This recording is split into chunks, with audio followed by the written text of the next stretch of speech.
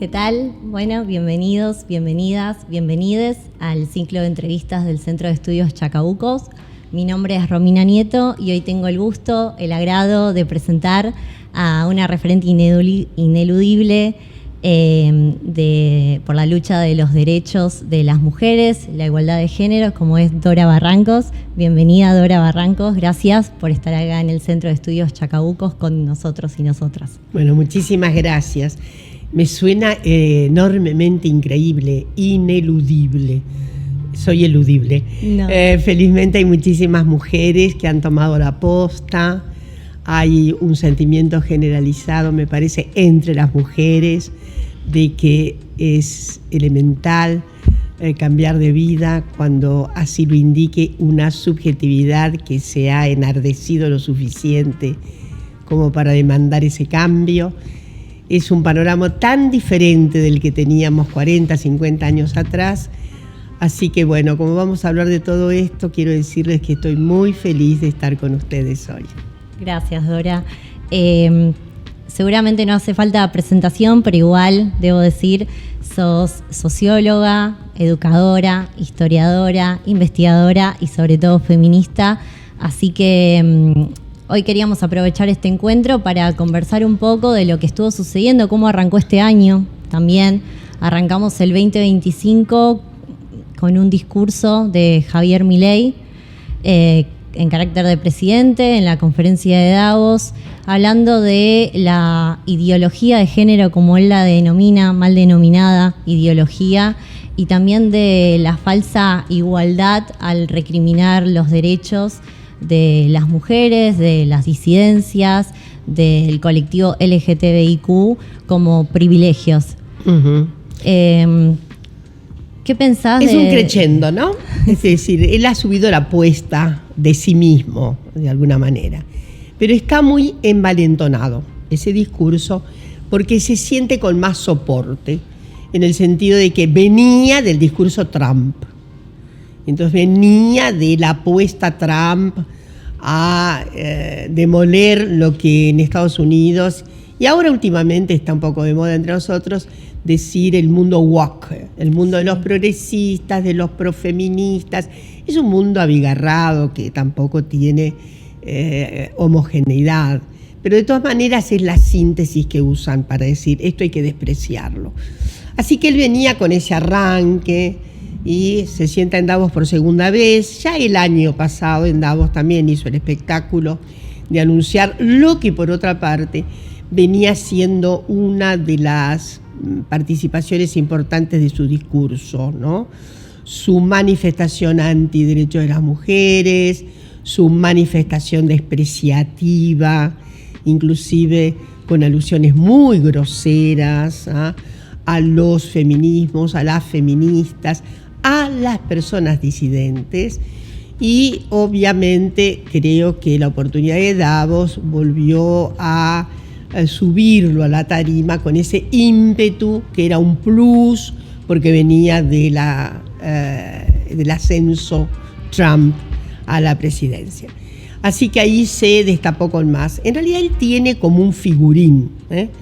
La verdad es que si ustedes analizan la semiótica del discurso de Milei, además de el gran, el paroxístico, la motosierra, que yo voy a permitirme una breve digresión sobre esto.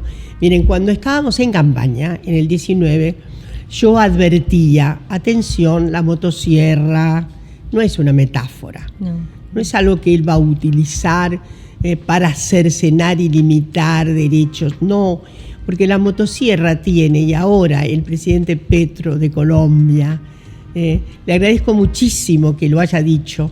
En Colombia, la motosierra la usaban los paramilitares para descuartizar personas.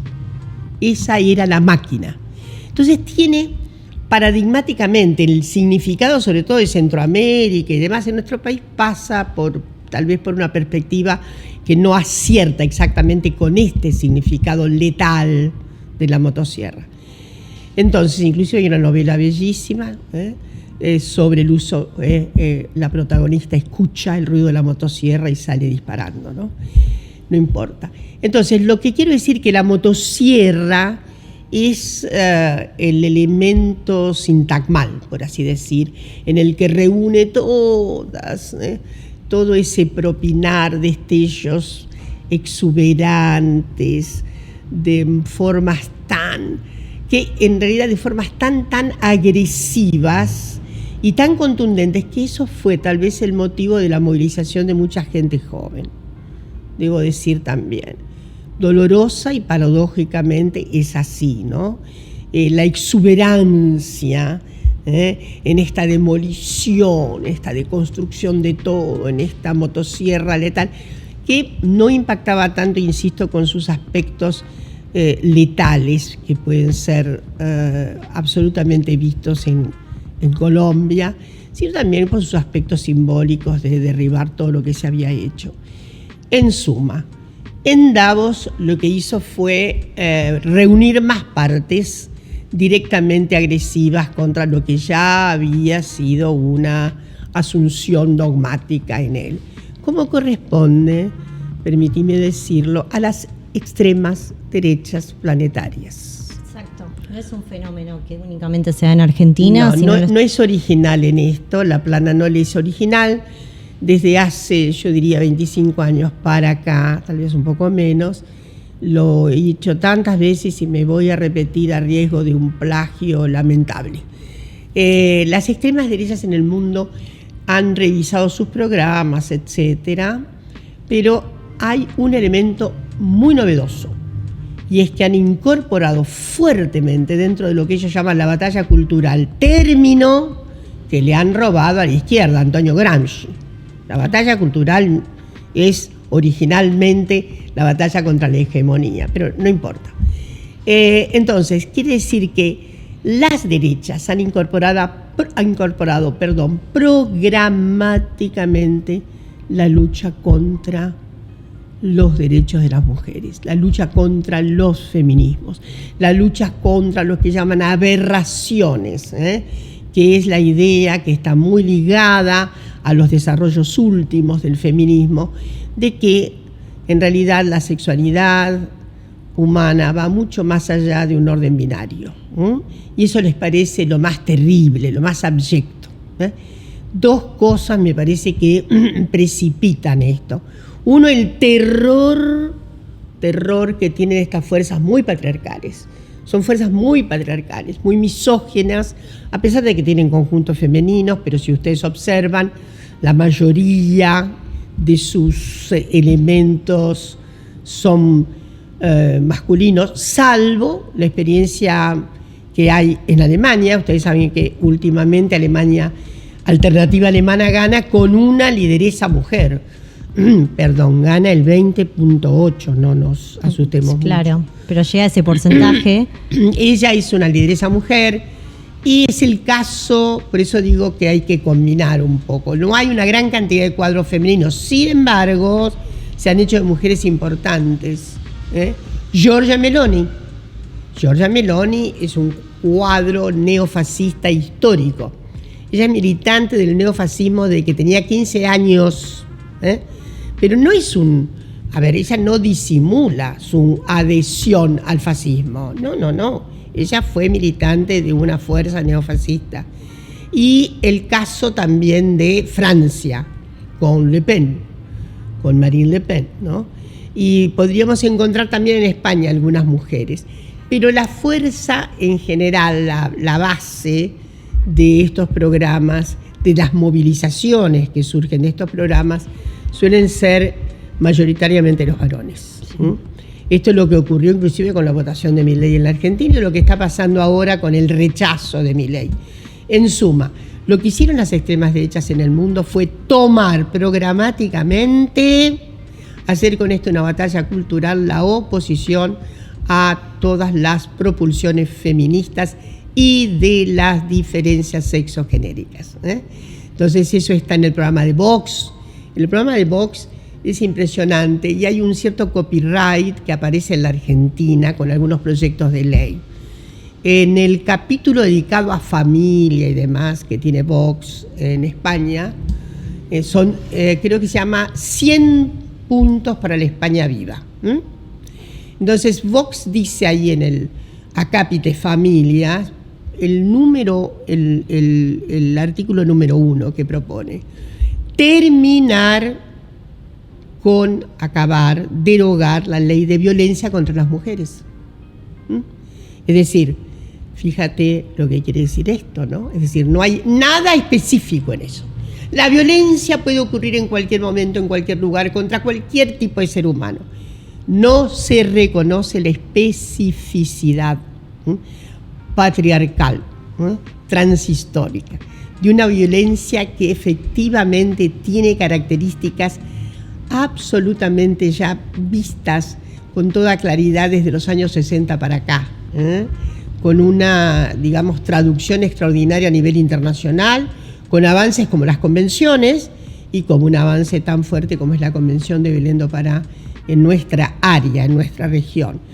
La Unión Europea demoró bastante en tener el acuerdo contra las violencias. Tenía una serie de medidas y demás, pero fue, si mal no me acuerdo, fue en Estambul en el 2012 que hubo la primera aproximación, y después sí ya se consagró.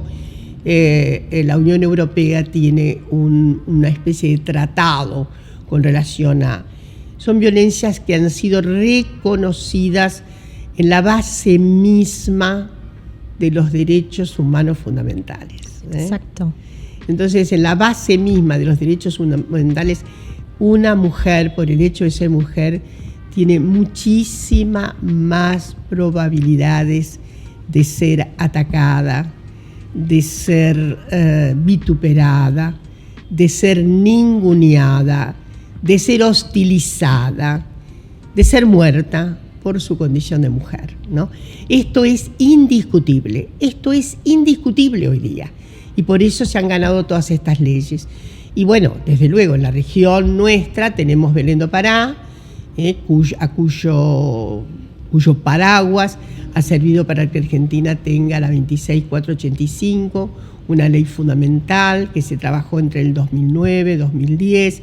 Yo tuve el gusto de ser parte de la reglamentación de esa ley, y no todos los países de América Latina han ganado una ley como la 26485, debe decirse, una ley integral.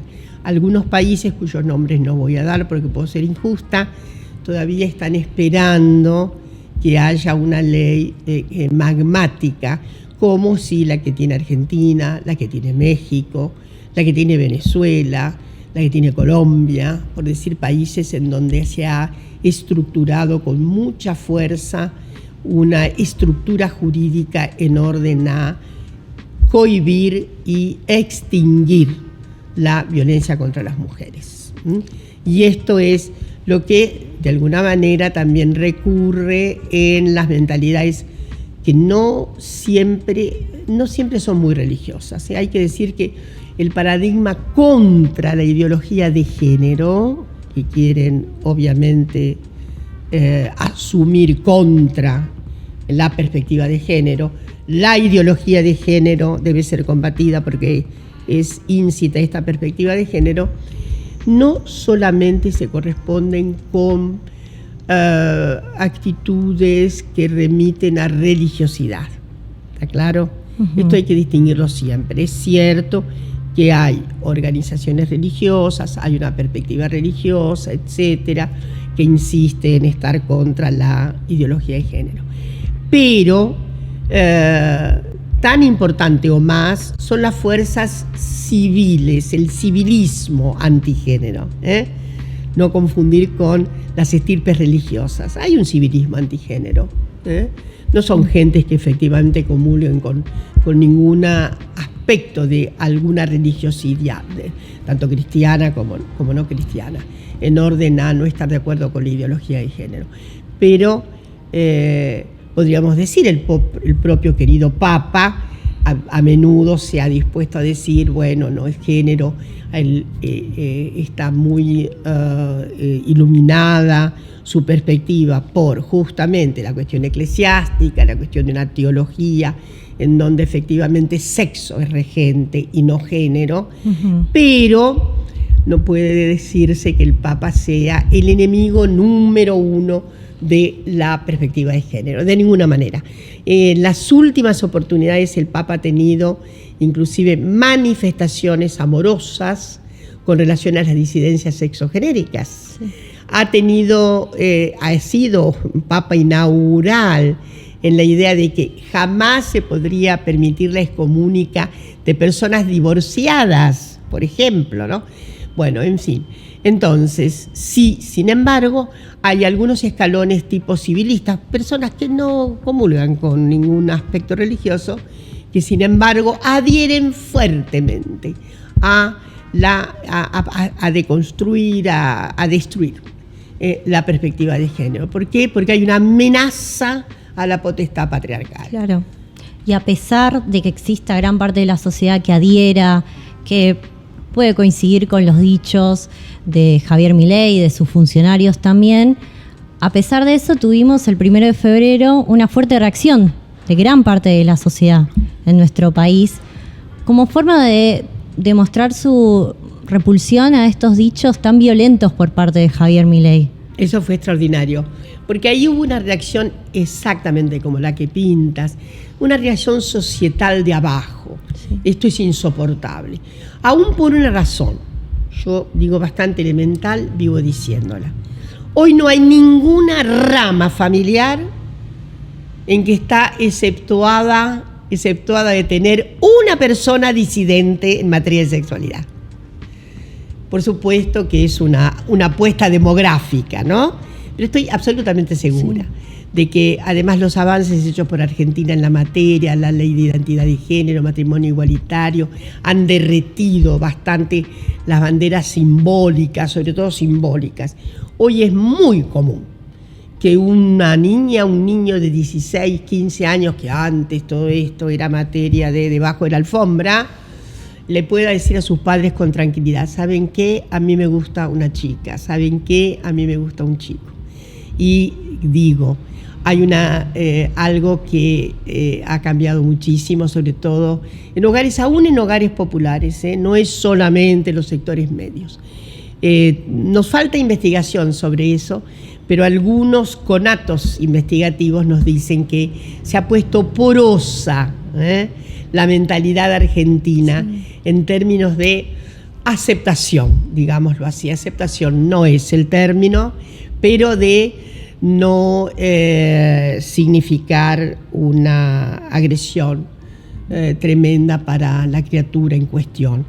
Desde ya, el trámite siempre más difícil para las familias es cómo acompañar a quienes ya migran absolutamente sexogenéricamente, ¿no? Y eso es lo que debemos cuidar con enorme esmero y es lo que está siendo tal vez más vituperado con la cantidad de falsificaciones organizadas en torno de el discurso de Davos y los que siguieron, en realidad los amplificadores locales del mileísmo.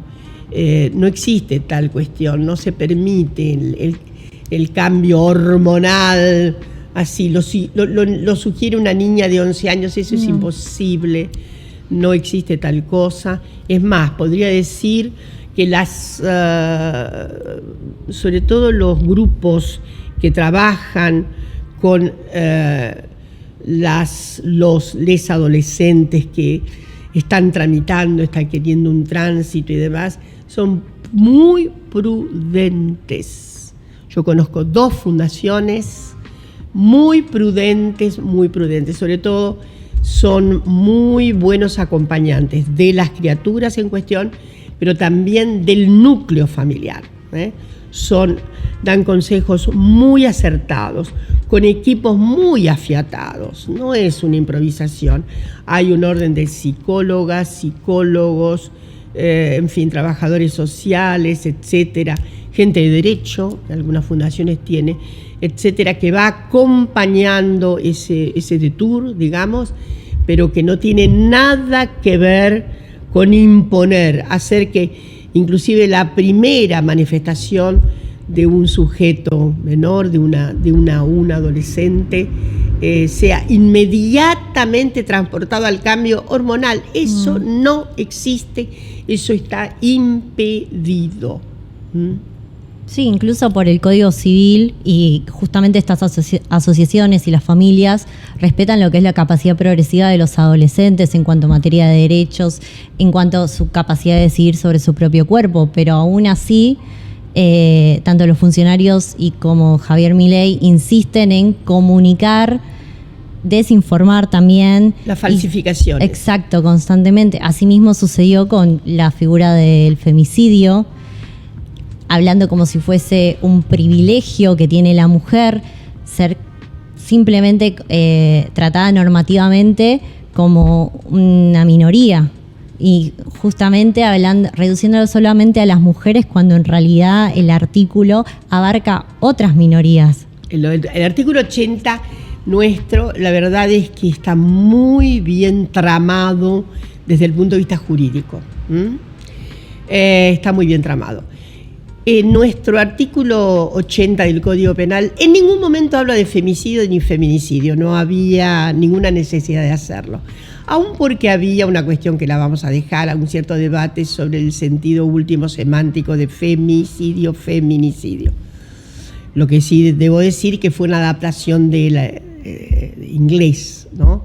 Anglosajonamente ya, perdón por el neologismo, ya se usaba. Desde el 76, Russell ya lo había usado, fíjate. Y luego se incorporó, sobre todo con mucha fuerza, Marcela Lagarde hizo esa transcripción a propósito de los femicidios concatenados en Ciudad Juárez. Yo voy a recordar que finales de la década del 90, inicios del nuevo siglo, Juárez era el orden mundial más entrevisto como el lugar de la desaparición y muerte de tantísimas mujeres, ¿no? De ahí que Marcela Lagarde impulsara muchísimo la transcripción, la traducción del término, pero bueno, en algunos códigos penales de América Latina se usa femicidio, el nuestro no, hace una descripción densa y basta y sobra. Pero tal como tú dices, no se trata.